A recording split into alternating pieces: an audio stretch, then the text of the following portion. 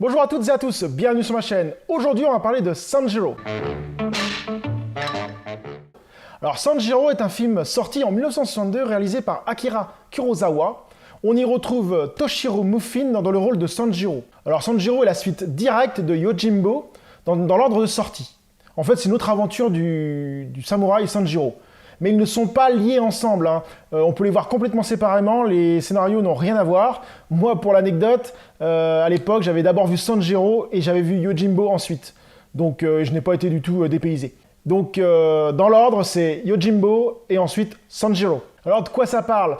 Eh bien, en fait, un groupe de jeunes samouraïs décide de se réunir dans une maison abandonnée pour parler de la corruption au sein de leur clan. Les samouraïs décident de préparer une contre-offensive et pendant cette contre-offensive, un samouraï dort dans la maison abandonnée, et justement c'est Sanjiro.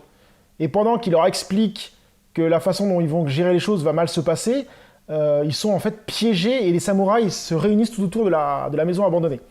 Et à partir de là, Sanjiro va les aider pour essayer de redresser le clan, de sauver leur chef de clan et de rendre leur honneur. Je m'arrête là pour le scénario pour ne pas vous spoiler pour ceux qui ne l'auraient pas vu. Alors direct, ce film est du même style que Yojimbo, c'est un film de Chambara. Les scénarios est complètement différent par contre. On y retrouve les mêmes fondements, les mêmes valeurs du samouraï, le respect, la loyauté et tout le reste.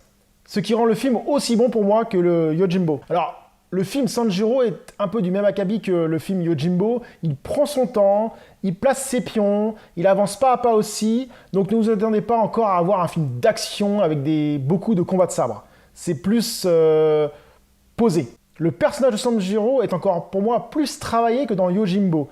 Je trouve que ce qui le rend encore plus intéressant, et on y retrouve un Sanjiro encore plus fin stratège et toujours aussi charismatique, je trouve. Bref, ce film vaut aussi le détour. Je vous le conseille si vous avez aimé Yojimbo, et si vous ne connaissez pas du tout ce style de film, Chambara, et si le style surtout de sabre japonais vous branche. J'espère que cette vidéo vous a plu, et n'hésitez pas à vous abonner à la chaîne si vous ne l'êtes pas, ou à mettre un petit commentaire, ou mettre un pouce bleu. Je vous dis à très bientôt sur la chaîne. Salut!